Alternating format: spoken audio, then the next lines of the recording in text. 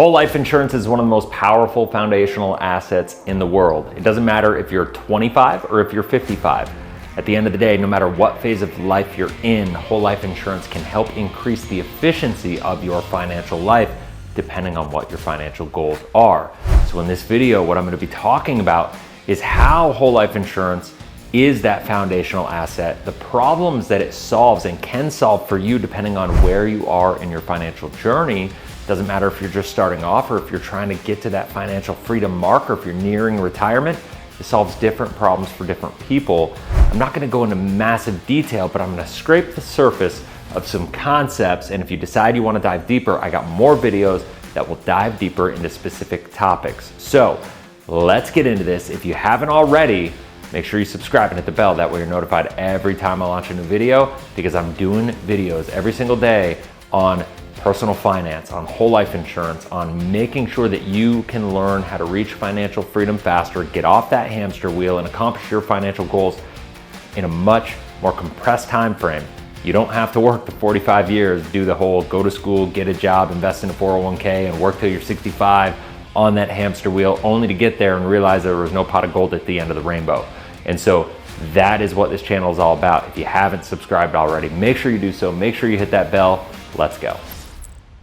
Hey, what's going on, Cashflow hackers? It's Chris with Life 180. In this video, we're talking about whole life insurance as a foundational asset, why it's the most powerful financial asset, and we're gonna go from there. So I'm gonna try to make this quick. I'm gonna try to rip through this. There's a lot of information. The goal is to not go super deep. I know I typically have a tendency of going really deep and explaining. I'm not gonna do that in this video. I wanna touch on some topics, and if you have any questions, I want you to ask questions in the comment section below. I can link you specific videos in those comments that will help you dive deeper into a concept, or if you have a comment or a question that I haven't filmed a video on, I will film a video to respond to that comment to give an answer to a question that you have. That is a lot of the ways that I get my content and I come up with content ideas is by request from people. Now, let's do this. I'm gonna go to my board really quick, and I wanna just kind of go through whole life as a foundational asset, right? So I'm just gonna assume I'm talking foundational asset. I don't wanna draw that out. So let's talk about your 20s. What problems, like a lot of people will say, well, you don't need a whole life in your 20s because you don't have any kids, you don't have a family, unless you're married, unless you started your family young. Most people don't have kids and don't have a spouse, they're not married. And so a lot of people say, well, you don't have the need for life insurance. Well, what do you have the need for? You have the need for an emergency fund. My guess is, and I'm a big believer, this is, I tell people you got to align your money with your values and beliefs. You probably want to invest for cash flow. And in order to do that, you need to save before investing, right? So you need to save. So you need your emergency fund to make sure you're protected, but you need, this is what I call either a cash flow hacking fund. You need that cash flow hacking fund, or an opportunity fund, right? You need that. That's what you need to build.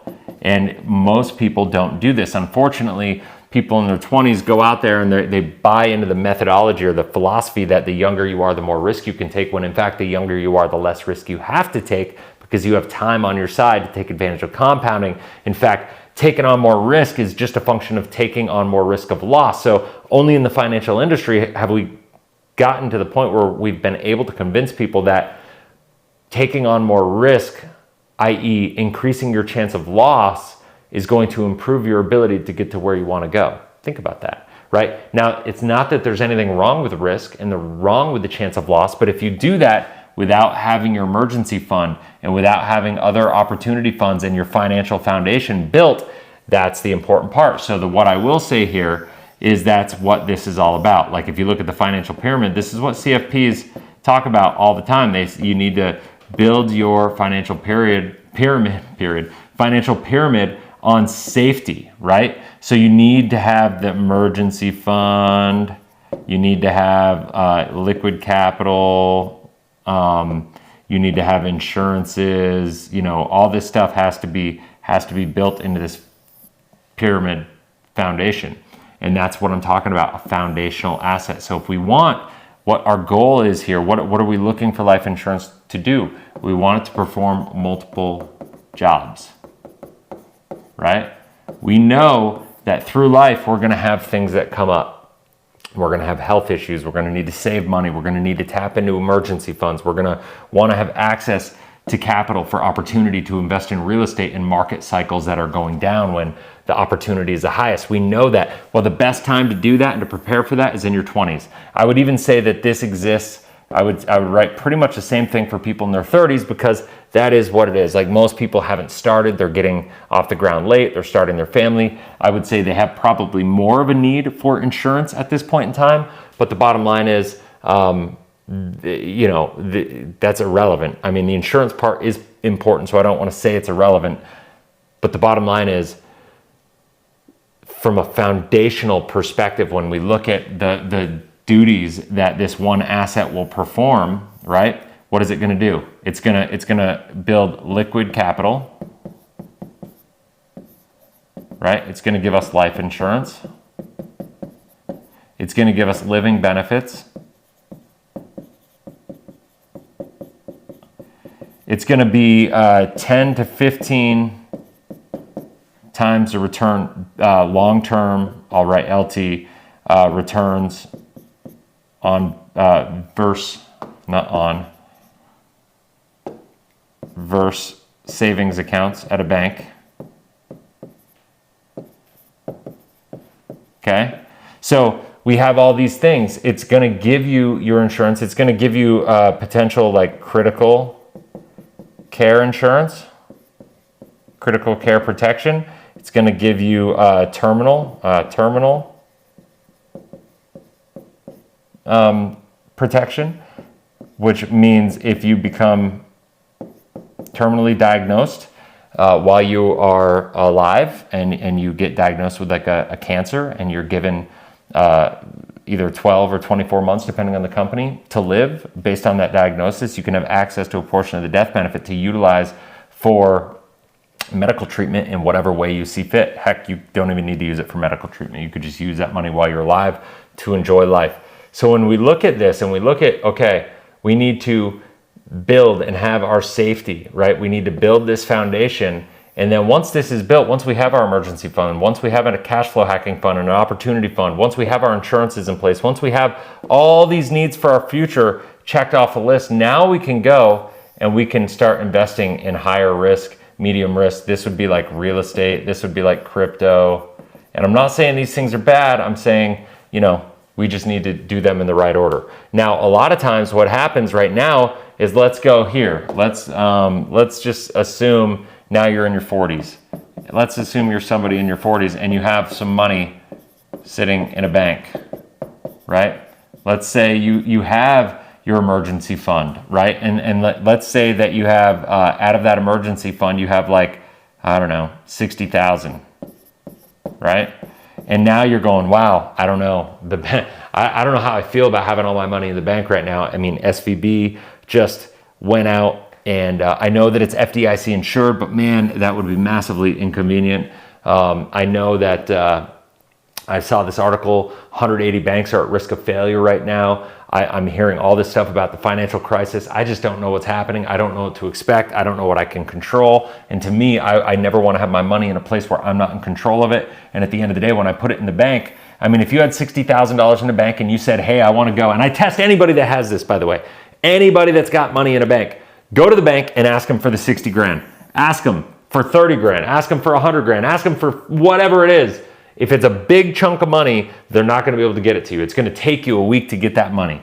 And I encourage everybody to do that and to go video it and then share it with me, because I will make a compilation of that if people do this, because it is really powerful stuff. But the bottom line is, it's about control. And so people that are thinking about that, I will show you a way that now, if and this is how whole life can be a foundational asset, instead of keeping that money in a bank, get that money performing multiple duties, because it's going to earn 10 to 15 times long term versus what you would have in a bank. It's going to pick up extra life insurance. You're going to keep it as liquid. You're going to get living benefits. If you become critically or terminally ill, you are going to have access to more money. So it's just creating leverage with this policy compared to a bank. That is why we know we need to do these things, right? And we know that this foundation needs to be built. Whole life insurance is the only financial tool in the world that's going to make sure what you want to happen will happen when you want it to happen, whether you're here to see it or not. And that is how, because it provides all those benefits.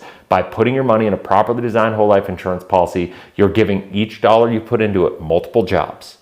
It's fulfilling your need for emergency fund. It's helping you get to the place where you have an opportunity fund. It's going to allow you to become a better cash flow investor. It's going to put you in more control of your money. It's going to fulfill your life insurance needs. It's going to fulfill your critical care needs, your terminal illness needs. It's going to give you more control over your medical directive as you age. And ultimately, to me, that's what this is all about. And people just have this massive misunderstanding about what it is. But if you properly design and have a specially designed and engineered whole life insurance contract, these are the benefits that you can get from it. Now, to that point, you got to make sure you do it right. You got to make sure you do it with the right person. With, you know, the design has to be met or made to meet your goals and objectives. There's no one right way to design a policy. You got to work with somebody who really understands what your goals and objectives are and can design it to meet all your wants, not your needs, but all of the wants that you have in your life for what you're trying to accomplish and in what time frame. Because I always say designing these policies is more of an art form than it is a science. Sorry, I'm getting a little tongue twisted today, but it's more of an art form than it is a science. So I encourage everybody to think about that. So if you have any questions, I encourage, leave a comment in the comment section below. Ask, go into depth. I will make a video to respond to you. But I really encourage everybody to think about how to utilize whole life insurance as a foundational asset in your life. This country is wildly undersaved, wildly illiquid, and that is the biggest crisis that we have. If everybody would follow this process, stop trying to chase returns and start thinking about how do I achieve the results that I'm after in my life, then you would start thinking about building your financial foundation and not being so desperate to get massive returns and get rich quick. You'd actually implement financial principles that would help you get there on a predictable basis and will put you in control of the results in your life. And I think the reason most people don't do that is because you're scared and you don't understand it. And so you don't feel worthy to take that responsibility on. But I'm going to challenge you to say that if you don't become who you need to be to get to where you want to go, you're never going to get there. You cannot outsource your financial success to a financial advisor. And that includes me, right? Like that's why for us, we don't try to tell people what to do. We try to educate people and empower people to understand this so they can become better. They can become who they need to be to get to where they want to go. Because my goals and dreams and objectives for myself, for my family, for my business partners are different than yours are probably. So I don't want to impose my values on you. I want you to really truly think about what are your values, what are your beliefs, what are your goals, what are your objectives, and what are you not doing? Where's the gap? Why are you not there yet? Why are you not on that trajectory? If you're not, maybe you are, and maybe that's awesome and good for you, and some people are. But my guess is most people, 99% of the people that I've ever talked to have a gap.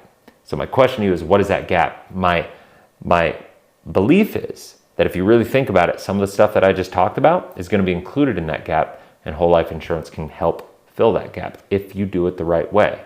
Right? And so that's it. So leave a comment in the comment section below. If you haven't already, make sure you subscribe and hit the bell. That way you're notified every time I launch a new video. Till next time, have a blessed, inspirational day. We'll talk soon. See ya.